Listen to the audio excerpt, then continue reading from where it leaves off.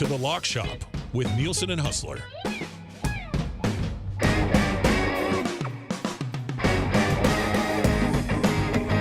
All right, it's 11:02. Welcome to the Lock Shop. What's up, everybody? Thank you very much for being here today.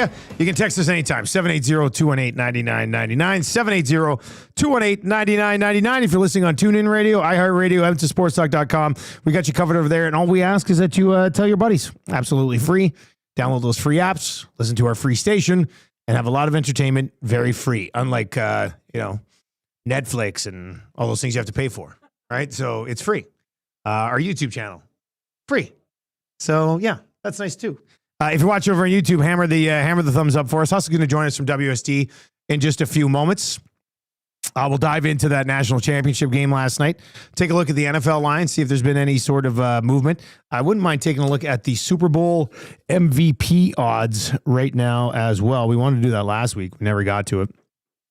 We'll get to the NHL slate last night, recap some of that, and then we'll get to the NHL picture tonight as well. We threw up one play earlier today. You'll be able to find that at Play Alberta. Click on the EST specials page.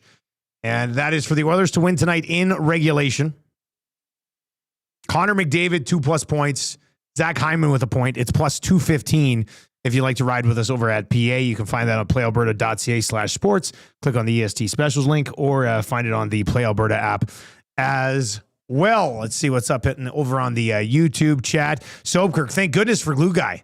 His play hit last night. Hoosiers money line and the over. He's always safe. Oh, if I could conch him, I'd conch him. Baptized Big Uke says Islanders money line and regulation were great last night as well. Lots of jokes about me being host number 5 and part-time host. That being said, I have missed like one show in 2026. That's pretty good, man. All right, is that not good? Ladies and gentlemen, Hernan Salas, who's now firing up the Lock Shop. Trev used to fire up the Lock Shop. Now Hernan's firing up the Lock Shop. And Hernan, I have to say, is this your first day doing the Lock Shop setup? Yeah, it is. It's too much work for Trev, so I got thrown in. Yeah, you had to take over for him. Yeah. He's too busy. He's way too busy. But smooth. And tell the people about your little hit last night. Yeah, I went 4-leg parlay. How about this guy catching the 4-legger? I liked yours, the Vegas Islanders. I went to bet it at 559. It wouldn't let me. Oh. And I was going to put my free bet on. Okay. So then I said, Glad you didn't. Screw it.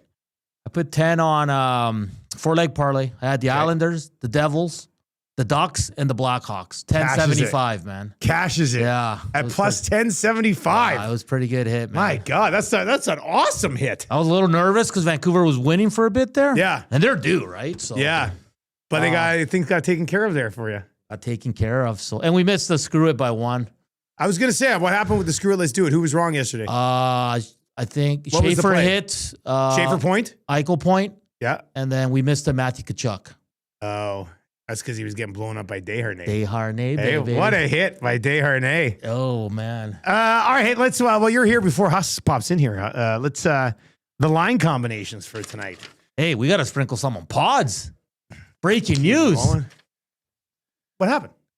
Looks like he's on PP1 Oh. instead of Wallman. Oh, I didn't even, good. Yeah. Yeah. Well, he's getting reps there. Okay. Let me see. Well, I don't know if he's going to be there, but I think he does like to let that one tee go from that little corner sometimes. he does. I love it, and I always laugh at it. I go, he thinks he's Draisaitl. Let's just see He's here. not as efficient as Draisaitl. No, not many are. But the team kind of rallying a bit here around Leon Draisaitl not being able to play right now. I think everybody's kind of starting to step up, which is Hughes nice got to hurt see. last night. He's not playing. He's not playing tonight. Oh yeah, I'm loving this. I said it. Well, I said it yesterday. I mean, I think the Oilers are winning their first 3-game winning streak of the year tonight. I'll be pretty surprised if they don't. You want to bet? Podkolzin, I do want to bet. I have bet it. Podkolzin to score tonight plus 399. Wow. If you want the sprinkle, if he does indeed get a little bit of time on the power play. Free bet on that one? Podkolzin. Oh, man, look at this. Podkolzin point plus 138. Don't hate that one either. Don't hate that, man. Don't hate that one either. He's going to be playing up. Here are the lines. Podkolzin's with McDavid and Hyman. Yeah. You can get a point at plus 138. And he's on the power play? Sprinkle City. Nuge with Roslovic and Frederick Lazar, Yanmark, Mangiapane, Savoy, and Howard as the 10th and 11th forwards. But I'm assuming that's a lot of McDavid and Nuge rotating through with those kids. So that could be a fun night for them. Ekholm, Bush, Nurse, Emerson, Wallman, Stastny, Regula, number 7. And then Ingram. What do you think of Ingram getting the start? He's the number 1, baby. And they're saving Jari for Pittsburgh. Yeah. 100%. We kind of talked about that a little bit yesterday. All right. Hernan will be back with EST Afternoons. That's coming up from 1 until 3 till day with Joaquin Gage. They'll continue to get you ready for the Devils and the Oilers tonight. Let's bring in Huss from Winnipeg Sports Talk, co-host of The Lock Shop. Huss, what's up, my man? How you doing? Well, coming to grips with we had that terrible 11-game losing streak. Yeah. Then they rattled off 4 in a row and lost an OT to the Leafs. You get 9 of 10 points in 5 games. Like, okay, that's a start. But lost in all the hoopla of Jonathan Toews' return to Chicago last night was a loss in a game that they absolutely had to have. And that's the thing. When you dig such a big hole, you can have a nice week, but it's just the start. And no room for error now, right? Like there's none. Zero. And, lose in regulation against a team like the Blackhawks, knowing that like crazy turnaround. Like the Blues have been here since they played the Oilers. Jets had to go to Chicago last night and then are back at home tonight against the Blues. So, yeah, it looks like for anyone that was getting a little horny about the winning streak and maybe we'd be talking differently in and around the trade deadline, sort of reality, I think, is if it hadn't already sank in with some people, I think it is today. But fun sports night last night. Lots of hockey on. And that national championship game was really fun to watch, too. Yeah, I think it had been just one quick note. Hernan just passed along to me. It looks like Tristan Jarry is actually going to start. They had listed it. It looked like Ingram was in the starters net, according to some people between all lines. But Tristan Jarry is going to start tonight for the Oilers. The national championship game. So I don't follow college football until, probably the semifinals. I usually like to watch both of those. And then I watched probably like 85% of that game last night. Did you think when Indy settled for the field goal that Miami was going to pull it off in the hands of Beck coming back down the field and win this game? I thought it was a risky play to kick the field goal and leave that open. I was sort of pushed. And granted, I did have an Indy minus 7.5 ticket. So I was really dying for that 7.5 ticket too. Hoping they would go for the touchdown like they did the time before. But man, their defense had been so good. Miami did have the 2 touchdown, those 2 second half touchdown drives, which were impressive. But I don't know, there was a special confidence about that Indiana team. And it didn't seem like they were worried. And obviously they made the big play at the end. That's just such a crazy story, man. Indiana Hoosiers football, 16-0. Arguably the greatest college football team of all time. Like when you look at what they were able to do this year, first ever 16-0 team with the teams that they beat, with a quarterback that won the Heisman Trophy and the national championship. It's happened. It had only happened a couple times in the 40s. And then Cam Newton did it in 2010 with Auburn. Jameis Winston did it in 2013 with Florida State. And then Joe Burrow with and Matt Leinart had done it as well. They won the national championship and went undefeated. Oh, undefeated. Sorry, I thought you were talking Heisman and national championship. Yeah, no, just like running the table, like what basically they were going over it last night. Yeah. So, I said to buddies in the group chat last night, this is my last time being able to cheer hard for Fernando Mendoza because he's for sure going to be the Raiders quarterback next year. But man, I was as excited for his post-game interview as I was for the game. I could legitimately listen to that guy talk for like an hour, and he could. You ask him a question and he'll just get going. He's got a little preacher in him. Anyways, that was really, really cool. And to think that, Indiana, an area that has always been a basketball school. I mean, they might very well make Hoosiers Part 2. And it'll be a football movie and not a basketball movie based on Sig and Fernando and that team. But it was a fun game. I was watching Mendoza last night, and I haven't obviously watched all season, but he had 40 touchdowns this year. He did not lose a fumble. He did not lose a game, and won the national championship perfect. I mean, he's like the first quarterback ever in any football season ever to do some of the things that he did. And I watched him last night, and I'm thinking, okay, what is he at the next level? Like, he's going to be the first overall pick, or is he? Like, I always think it back to hockey. Like, he's not a McDavid first overall pick. Is he like Nugent Hopkins first overall pick? Or is he like, where's the comparison? So I looked up a couple of things. Like, here's one from a scouting website that said this is how they're ranking the last 3 quarterback classes, like where Mendoza would rank in this group. So they've got Drake May, Caleb Williams, Mendoza, Jaden Daniels, Cam Ward, J.D. McCarthy, Bo Nix, Michael Penix. Now, I think Jackson Dart should probably be in there somewhere. But I saw another site that kind of compared him to Jared Goff, where, what do you think he is, Huss? Like, he's going to go first overall. There's going to be tons of expectations for him in Vegas. We're not sure who the coaching staff's going to be yet, but he does have Brock Bowers to throw to, and he's got Genty, and there could be some pieces of a good offense there. Like, what are you hearing? Like, what do you expect this guy to be? I think about Mendoza as a player and as a person, a guy that's more, like, I have no idea what he'll do as a rookie. It might be ugly, frankly. I mean, considering what the Raiders have personnel wise. I mean, they've got a couple offensive pieces, but their line sucks. Their defense is a joke. I mean, there's so many problems with that team overall. And that Indiana team was incredible, starting with the offensive line. Their defense was amazing. I mean, they were really complete.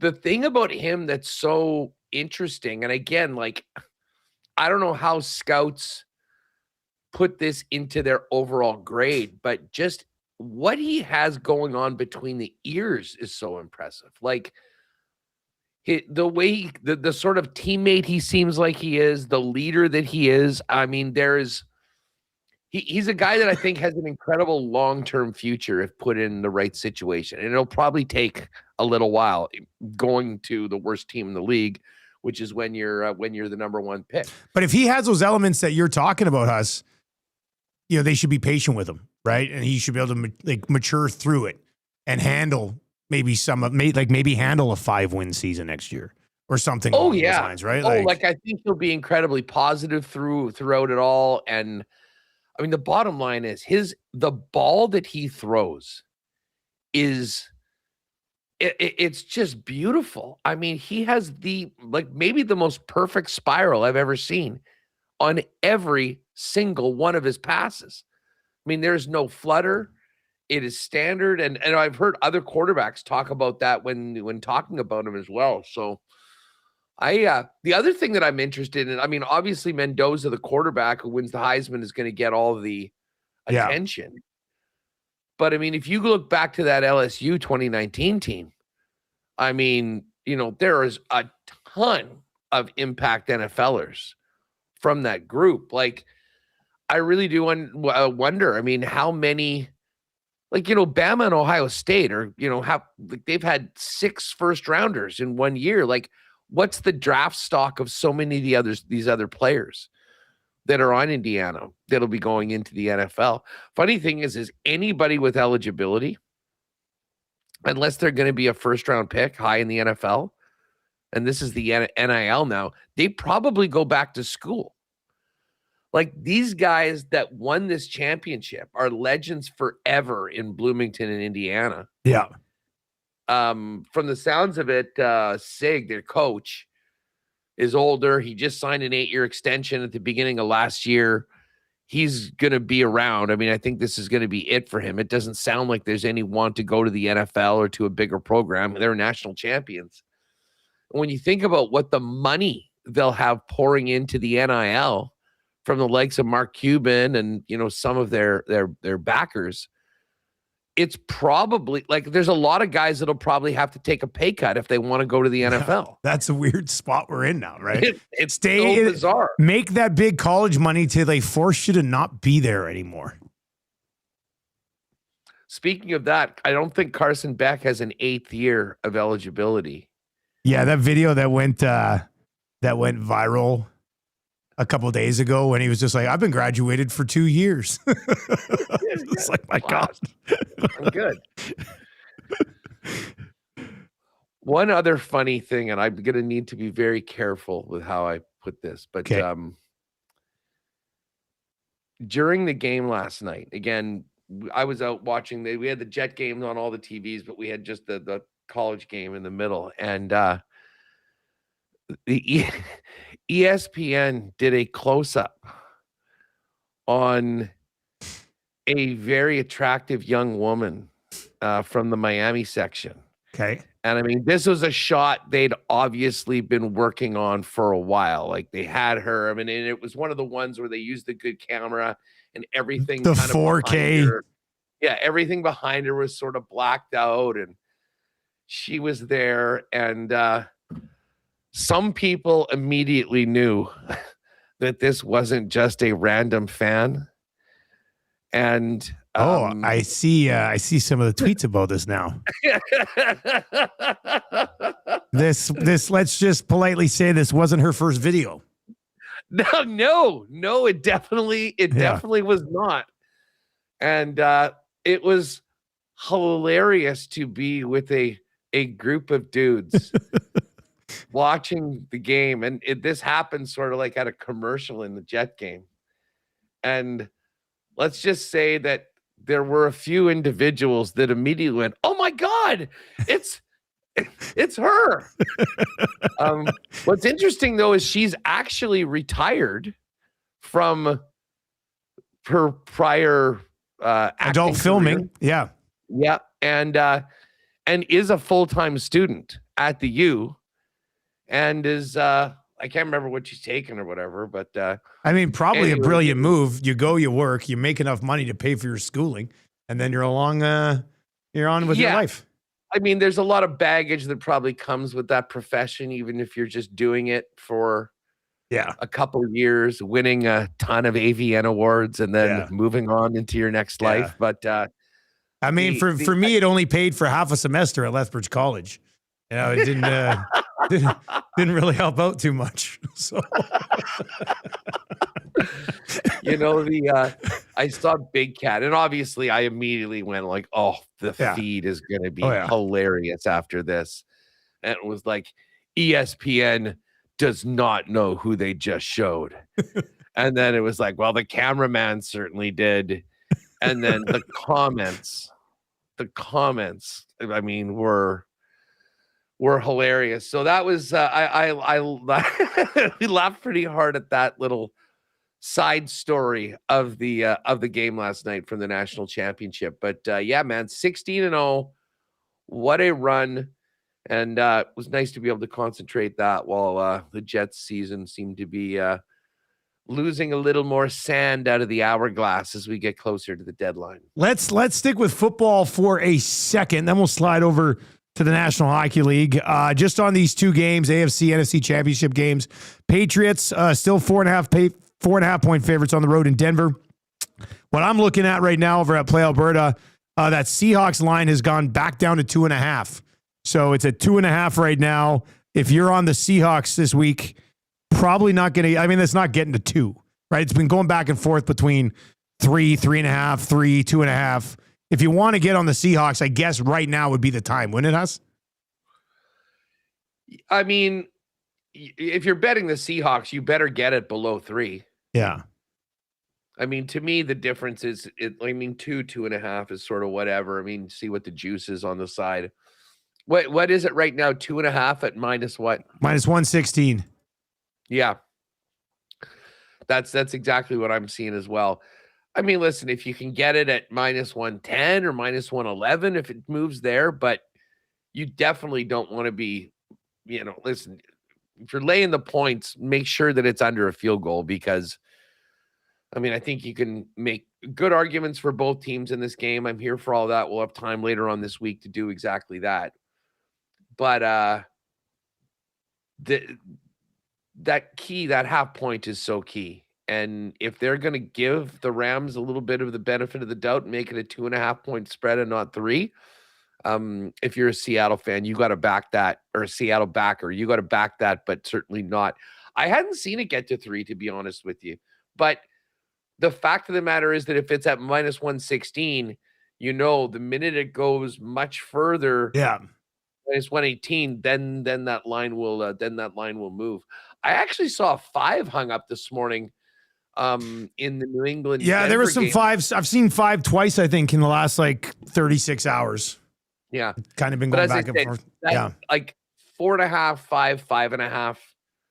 Like that, to me, that doesn't really matter. Like the difference between 4.5 and 5 is almost negligible. I mean, 5 has to be the least common differential of a game. The 3 and the 4 are key, but once you get to 4, it's pretty much 6. So I think it'll probably be in and around that 4.5, 5. That's going to be where that game ends, unless we get any more shocking injury news. By the way, there are some theories going on right now that this whole business with Bo Nix is very strange.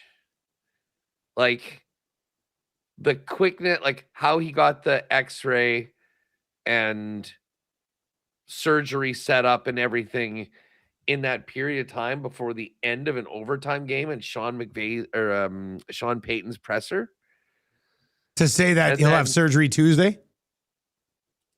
Yeah. Like that quickly, you're thinking? Yeah. Yeah. What's the theory? Is there a what's the biggest conspiracy online? I'd like to hear this. Let me just pull this up here. It's from last night.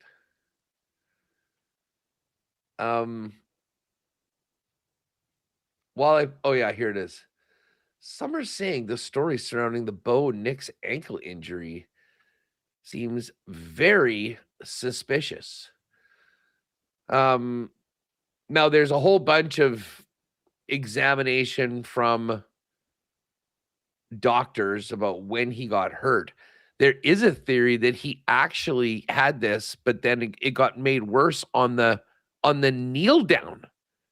I don't know if you remember kneel down, because they took the kneel down and he stayed up for a little bit and moved over to couple steps to his right, couple little shuffles, middle, and then sort of planted on that right ankle and went down. But again, and Bo Nix, he did the interview afterwards that it was all there. He doesn't seem to be like, they went through all this video and it didn't seem like he was really favoring it the more than the other ones. And now there's this other one of this Mike Ellis news from Denver. A black SUV pulled up to the Broncos' front locker room, apparently, to take Bo Nix away. Security covering things up. He was taken away in a black SUV after the game, and they were hush-hush talking Nix. It's a wild situation. Could be a non-story, but a very, very strange and suspicious series of events. Now, I don't know. It would be an incredible. Can you imagine if Peyton just made that entire thing up and then all of a sudden, you know what, he's going to be good to go to play? That would be an epic all-time weird move by a coach. What a twist. But they said there's whispers going around sports radio today that Nix allegedly suffered a hairline fracture to his ankle 6 or 7 days ago, pumped himself full of painkillers, allegedly, and gutted out the win on Saturday. But the damage he did to it made it worse and impossible to continue without surgery. Again, I don't know, but it just does. That is the weirdest playoff injury timeline based on what happened in the game, how he looked on the field, and then literally minutes afterwards being ruled out for the year before the AFC Championship game. I mean, very strange. It is weird. Be a documentary on it in about 10 years. I guess maybe after he retires. Then we'll see. Hey, I want to do this before we slide over to the NHL slate here, Huss. Here are the top 10 odds to win Super Bowl MVP. Okay, tell me where the value is on this board. Sam Darnold, plus 250. He's your favorite. Okay. Drake May, plus 290. Stafford, 3-1. And then a big-time drop-off here, as expected. The three quarterbacks who play regularly, and then it drops down to Kenneth Walker, plus 1,300. Charbonnet's out now, right? He got hurt last game. Yeah. So it could be a heavier load there for Walker. Man, I didn't even know that happened. I saw yesterday people talking about it. I went and looked it up. Just a quick aside, fantasy-wise, like if you were, I mean, I was planning on keeping Charbonnet in any place that I had the opportunity to keep him for next year. ACL in the playoffs for running back? Yeah. Like, does this take him out of the picture for next year? Well, yeah. I mean, from a keeper perspective, now it's like a late round draft pick where you're like, I'll hold him until he comes back and hopefully, something there. So Walker's at 13-1. Puka's at 15-1. JSN also at 15-1. Rashid Shaheed at 40-1. Kyron Williams at 40-1. Ramondre Stevenson at 45. And then Travion Henderson, the other running back in New England, at 55-1. Also, Devontae Adams is at 55-1. Huss, where's Stidham? Oh, Stidham's not even.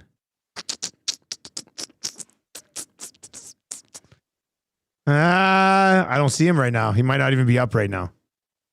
Or he's way further down. Yeah, I don't see him right now, buddy. I mean, not like, listen, God, I hope this doesn't happen. But world-class defense, home game against, a New England team that I think really hasn't been tested or really hasn't proved that they're truly Super Bowl caliber yet. I mean, if this guy wins 2 games, he could very well be the guy. Like, I'd love to know what the number. What would you say? Like, what do you think the number would be at for a guy who's, I mean, he hasn't thrown a ball in the NFL in a year and a half? I saw a 25. A 25? I saw a 25 out there. I mean, probably in the low to mid 20s, just based on circumstance. So right between Puka and JSN and Rashid Shaheed. So kind of like at the bottom of the top heap, basically, is what you're thinking. Yeah, exactly. I mean, like a huge gap between the other quarterbacks and him. But I mean, the Broncos do have a chip in a chair. They've got a great defense. They've got a home game. I mean, if they can get to the Super Bowl with a coach like Sean Payton, like, I don't rule anything out, even though they're unlikely to win on the weekend. So, I mean, if you want a fun story and a flyer, I would say Jared Stidham. But to me, honestly, I think Matt Stafford, like, just of the top guys. Now, again, you got to make this bet based on who you think is going to win the NFC. But I really do think that game is pretty close to a pick 'em, like a toss-up. Granted, I know that it's in Seattle. But Stafford's a veteran. I mean, it was nuts there when they played before. I mean, it always is. And they were able to go toe-to-toe. And this is the one offense that's been able to light up the Seahawks defense this year. I mean, they've killed everyone, and then they go and give up 37 points in that game against the Rams. So these teams know each other so well. I kind of think that the Darnold and Stafford numbers should be kind of close. Like, if you told me that all three of them had the same number in like plus 275. They were all at plus 275, all three of them? Yeah. I would think that would be fair. So based on those numbers, I think I'd say the best value right now, at least, is Matt Stafford amongst those three quarterbacks. I'm also going to sprinkle Puka too at 15-1, knowing the games that guy's capable of.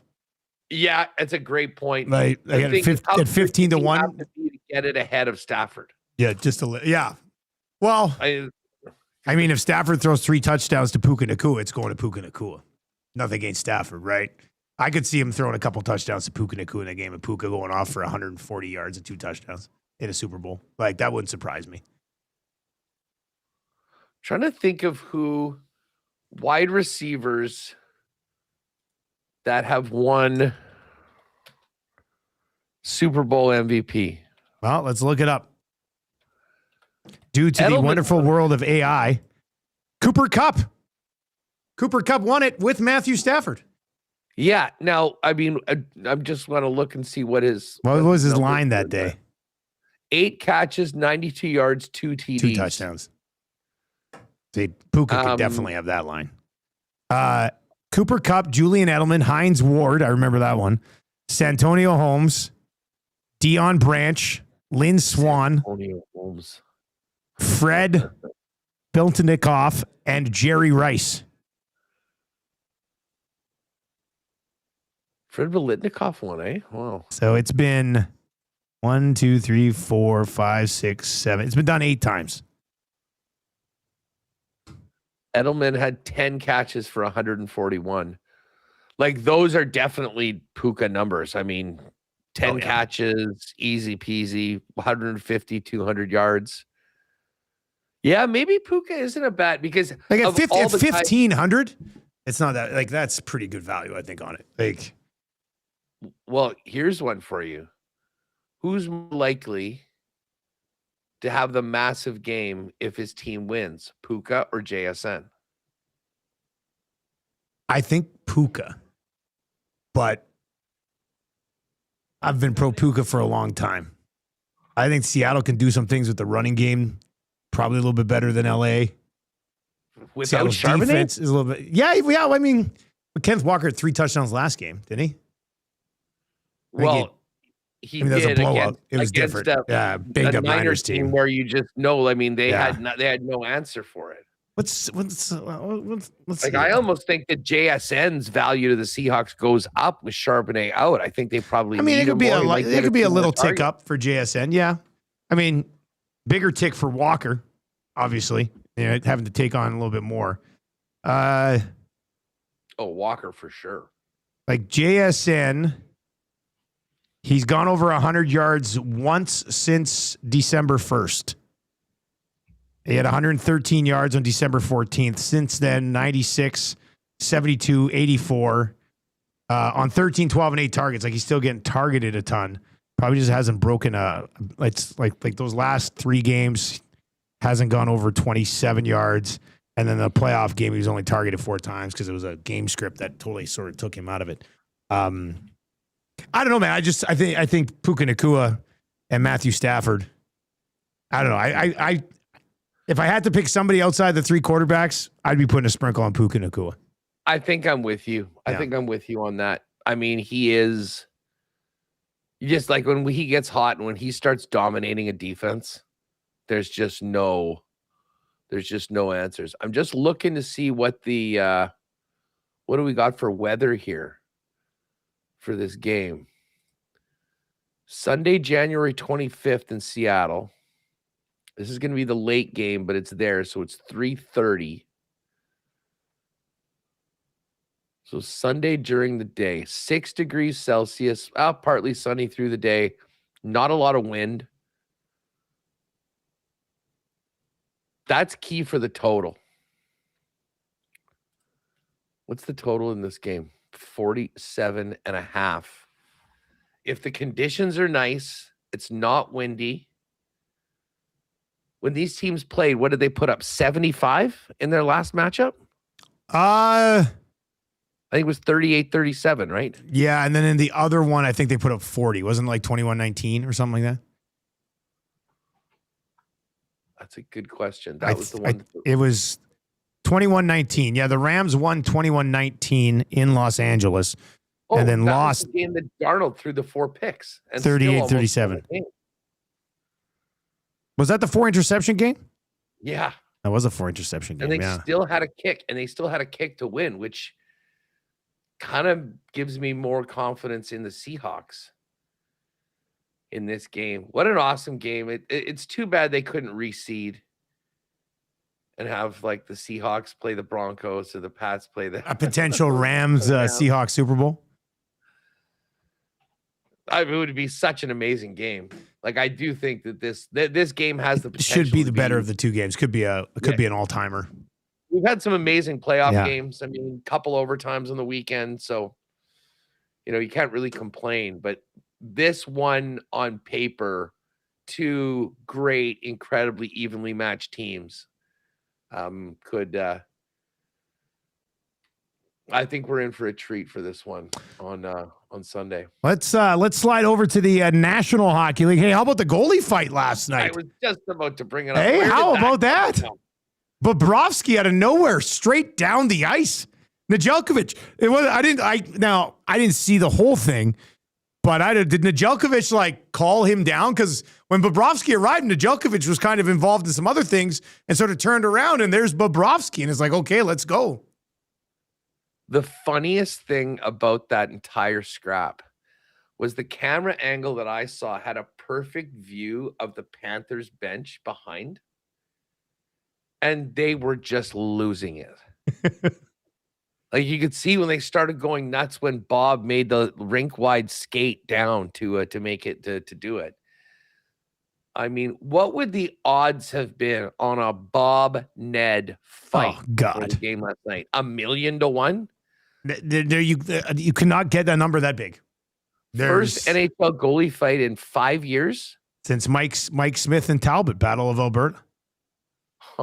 That was the last one. They just don't happen, man. Like we had Button on today. We were talking about it. Back like in the 90s, there was goalie fights. Like Hextall fought Povin, Patrick Waugh fought whoever was on the Detroit Red Wings at the time. I mean, Ray Emery would fight players. Yeah, Ray Emery, the Razor. that fight of him and Peters, like the tough guy. Yeah, Buffalo pulling guys away is like one of those legendary. R.I.P. to the Razor. What an absolute. It's too bad he passed. I always thought was such a great character. He would have been unbelievable in the media, on like the TNT panel right now or something like that. Ray Emery, oh my God. Yeah, that would have been. Yeah, that could have been really good. You're right, buddy. I'll never forget when he fought Peters. You're just like, what is this guy doing? The goalie thinks he's a player. This is hilarious. It was, that was pretty funny. That was good. Hey, all right. Little bit of we do have a couple of coaching hires that I don't think we touched on yesterday. Oh no, we didn't. Dolphins going defensive, taking the Packers defensive coordinator, and the Titans doing the same thing. Bob Saleh gets another chance to be head coach. He of course was in New York with the Jets before, and he is going to the Tennessee Titans.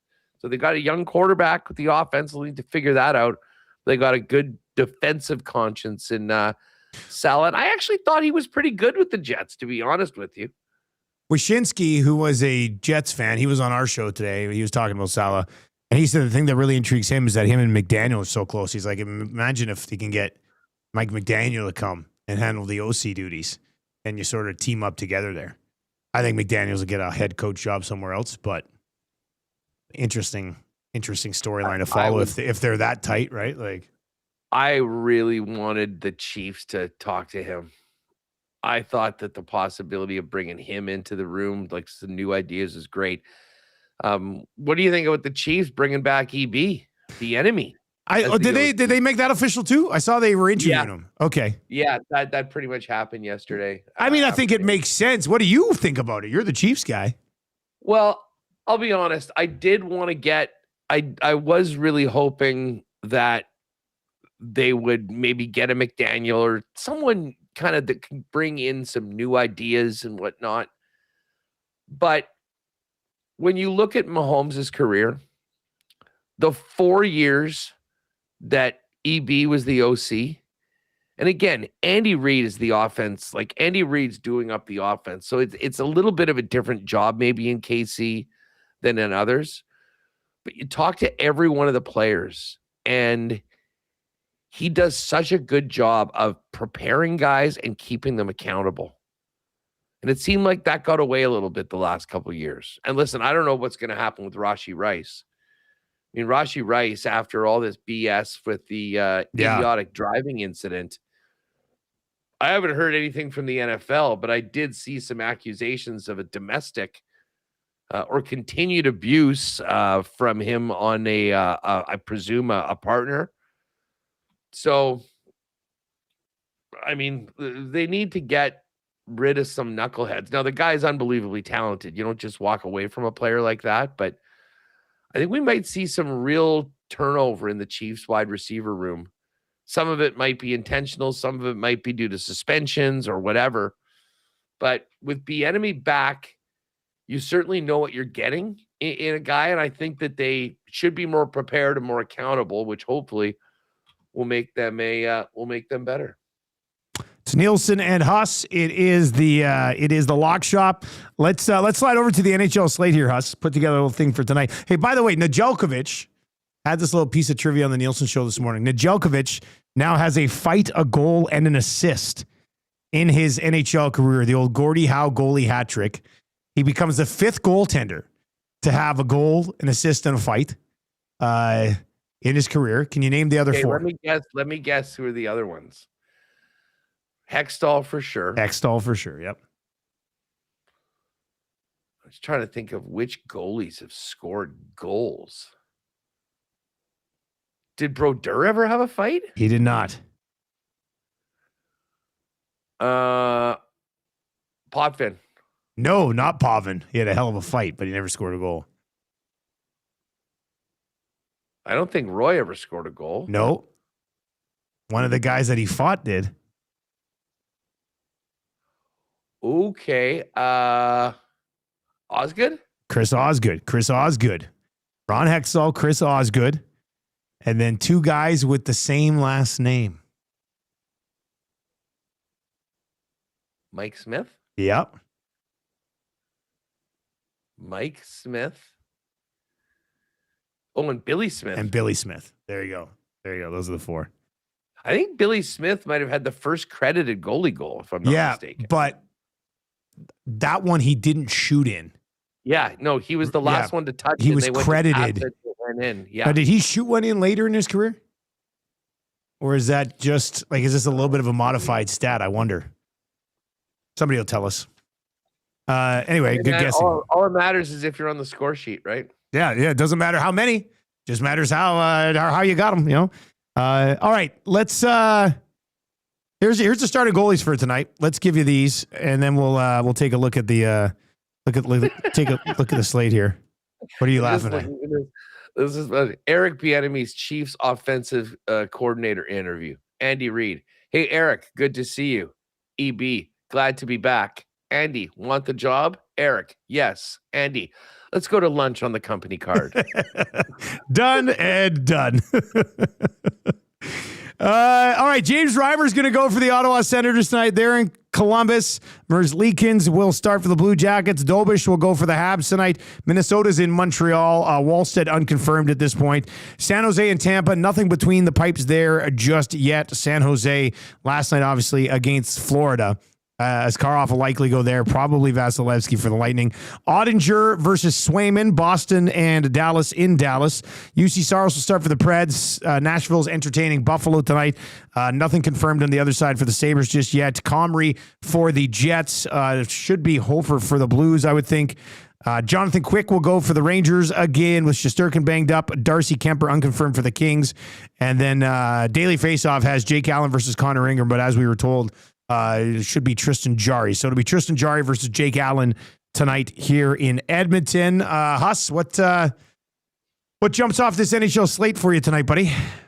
Well, one thing that doesn't jump off is the Jets in this game tonight. I would be very, very leery, even as a slight, not a huge favorite. Minus 127 I'm looking at right now. I mean, I just have the feeling, and I guess we'll see tonight, that the loss last night combined with the travel after the game, playing today, like if they had won, I would have thought they might be able to keep it going, but that was a really deflating loss. So I would, anyone that was thinking about putting the Jets on their ticket, I would be very careful. And the Blues might be a nice play based on the spot. They won't be on my ticket. You know what? The Sabres, I have been riding Buffalo for the last month or so. They're coming off a really tough 2-1 loss, I believe, to the Panthers, if I'm not, no, maybe it was the Hurricanes. Like the Preds have been playing better, but the Sabres have been really, really good. I still think the Predators are sort of like they're more in the non-playoff group, and I think Buffalo sort of earned the spot to be there. So at plus money, I think I'd take Buffalo. Boston at Dallas. Dallas, they've lost 3 in a row, 4 of their last 5. I think they're sort of on the list right now. I'm going to kind of stay away from them. And I'll tell you what, I know they just played last night, but I'm intrigued of the Wild in Montreal. They smoked the Leafs last night in that first game back for the Leafs off of their road trip. And this is just a team that when they get rolling, it doesn't seem to matter very much about who or where they're playing. So I'm intrigued on the Wild, but definitely the Sabres at plus money on that one. And I think I heard you talking about Edmonton in this one. What's the number on the Oilers? Minus 182. It's okay for a parlay. Yeah, like we can throw that in for. I think they haven't won 3 in a row all year. They've scored 11 goals in the last 2 games, back-to-back shutouts. They've lost 3 in a row to New Jersey. So I would think that, they probably want to sort of put in. Jersey played last night. They lost Luke Hughes. Now, some Devils fans might be like, good, he should have been scratched anyway. But I really like the Oilers tonight. They're at minus 182. Sabres are plus 109. I don't even hate Boston. You mentioned Boston. They're in Dallas. Boston has won 6 in a row, 8 of their last 9. And their 6 wins were by scores of 5-2, 4-2, 3-0, 1-0, 10-2, and 4-1. Like they've been rolling right now. Dallas has lost 3 in a row, and you can be like, "Oh, get right game for Dallas," and maybe it is. But to get the Bruins, who've been playing this well, at plus 130, I don't hate throwing a couple of dogs on here tonight, buddy. You could put a Sabres, Bruins, Wild. Like, what's the number on that? Sabres, yeah, because even with the Oilers, it was at plus 645. The Wild would bring it up to plus 919. Probably get close to 10-1 on that. Oh, yeah, I'd probably boost it close to 975, I would think. You want to do it? Or do you want to throw the Oilers in there instead of the Wild? It's still around 6. Or instead of the Bruins, really. Oh, I can't remember the last time we put together a 3-game of just dogs. I say we do it. Yeah. Like I can't remember the last time we took 3 dogs on a ticket. So let's do it. Let's go. We'll go Bruins, we'll go Sabres, and we'll go Minnesota Wild. That is 3 road dogs on this parlay tonight. So at plus 919, we'll get it boosted. I'll send it over to the crew at PA. What's coming up on WST today, buddy? Well, busy show just coming out of last night's game. Obviously, the Taves welcome back was magic. Like a 5-minute standing ovation. And him just doing these laps. And the guy's telling him, go out again. So, we'll talk about that. We'll hear from him on it. Kind of wrap the disappointment of the loss last night. And then get ready for the Blues. Nick Alberga's, the Golden Muzzy's going to be jumping on. We'll have Jeff Hamilton. And I did sit down, Dusty, this morning with Trey Vavel. Oh, you did? You talked to him about Tim Hortons? He loves Tim Hortons. Dude, he told me that a Tim Hortons just opened up down the street from him down in Kansas City. Oh, no way. Yes. Oh, he must love that. But he went there and said it sucked. What? Americans are ruining Timmy's? Some would say Canadians are. I was going to make that same joke. Yeah. Some are going to say it's already getting ruined. Man, that sucks for Vavel, though, because he loves Timbits. Yeah. Well, I mean, he's just looking forward to coming back to the peg for all of that. Yeah. He is a big Timbit guy. Yeah. And just as a bit of a tease, he does drop a 6'7" in the interview. Yes. Which I was not prepared. And he did the whole thing. Like, it was yeah. He just out of the blue, because he's like a pretty quiet, chill dude. Yeah. And then, where did that come from? Good. I like that. I hope he has a touchdown return of 67 yards this year, because I will certainly mix it in. He can do his thing. Yeah. Has there ever been a bigger miss in there? Actually, the two greatest jersey misses in NHL history: Logan Stanley wearing 64 and not 67 as a 6'7" defenseman. Oh, yeah. I mean, that would have made sense. Huge miss. And then, of course, how Mike Commodore never wore number 64. Yeah. I mean, that had to happen at some point. And Commodore's a pretty funny dude. Like, how would you not pull that off? I agree. And he had just some, like, weak number. Like, I don't remember his number. I tell you, I would remember his number if he wore 64. Yeah, 100%. So anyways, that's all coming up in just under 10 minutes over on the WST channel. All right, good stuff, buddy. We'll talk to you tomorrow, man. Enjoy. Good luck tonight. There you go. That is Huss from Winnipeg Sports Talk, co-host of The Lock Shop, joining us every single day here from 11 until noon. We've got two guys and a goalie coming up next on Edmonton Sports Talk. I did send our 3-game underdog parlay over to the boys, and it was plus 919 pre-boost. Bruins plus 130, Sabres plus 109, and the Minnesota Wild plus 112. I would suggest the game sense on this one. Probably just a little sprinkling. This has got a Hernan Salas number written all over. It's over 9-1. So we'll see where that goes. But yeah, that's on the go right now. We talked about the NFL lines a little bit. We also have the specials up. Jay's play of the day is already up as well. He's going to get into it on the Reed Wilkins show. But if you like Pod Colson to do something tonight, teaser alert. Jay's got that tied into his play of the day today. You can find it right now, though, over on the EST specials page. So we got the early bird bet, Oilers to win in regulation. McDavid 2+ points, Hyman with a point. We got Jay's play of the day at plus 189, Oilers to win, Pod Colson point. The grandest parlay from the DGen Den, Bouchard and Caulfield assists, Rasmus Dahlin point, Kalmar HC to win in regulation 3-way versus Nibiru Vikings IF, and over 4.5 total goals at plus 314. I swear to God, every time the Den has Big Uke text me their DGen Den grandest parlay, I see the first part of it and I go, it's under control today. Like this one was. I see the text, I get it, I go, Bouchard assist, nice. Caulfield assist, nice. Rasmus Dahlin point, I get it. And then I see Kalmar HC to win in regulation 3-way versus Nibiru Vikings IF and over 4.5 total goals. And I'm like, that's the DGen Den part of it. I don't even know what that is. Soccer? No, I think that's HC would be hockey. Oh. And it looks like the Nibiru Vikings IF are probably a Swedish team, maybe. So that would be my guess. My guess it would be a Swedish hockey league play. I'm saving my free bet for the next Canucks game because they're due. You're gonna put a free bet on the Canucks to win. Yeah. How much you put on the Generals when they were playing the Globetrotters? They just got called out by their coach, the veterans. They got to respond. Do they? Do they, Hernan? Do they? What if they don't like their coach? Yeah, they probably don't. Then there won't be a response at all. Mark my words. It was Swedish hockey. Did I get it right? Or did I not get it right? Duck Dad says Swedish hockey. Do you guys even sports? So it is Swedish hockey. Well, or no, is it? That's an insult. That's what I mean. Yeah. I don't know. Somebody tell me what sport that is. I mean, I got to know now. What's Kalmar HC?